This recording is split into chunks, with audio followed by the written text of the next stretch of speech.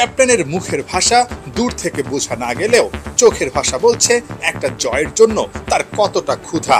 কাপ্তানের চোখের ভাষা সেই একই, এক ফোঁটাও বদলে যায়নি। বাদ যাননি সাকিব, সেখানেও যেন একই ছবি।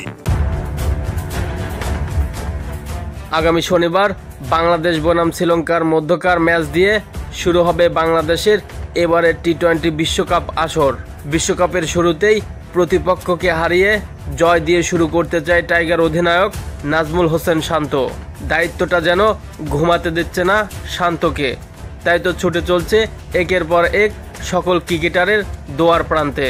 বিশেষ করে বোলারদের উপরে নজরটা টনটনে রাখতে চায় অধিনায়ক শান্ত। এদিকে দলের প্রয়োজনের সময় প্রথম সারির ব্যাটারদের কাছ থেকে আশাজনক রান পাচ্ছে না টাইগার দল। বিশ্বকাপের শুরুতেই টাইগারদের চিরপ্রতিদ্বন্দ্বী শ্রীলঙ্কাকে আঘাত করতে চায় অলরাউন্ডার সাকিব আল হাসান। অন্যদিকে অধিনায়ক নাজমুল হোসেন শান্ত দীর্ঘদিন যাবৎ রানের দেখা না পেলেও তাকেই এত বড় দায়িত্ব কাঁধে চাপিয়ে দিয়েও স্থির থাকতে পারছে না গাজী আশরাফ হোসেন লিপু। তবুও আশাবাদী এই দলটাই নাকি খেলবে এবারে টি-20 বিশ্বকাপের সেমিফাইনালে।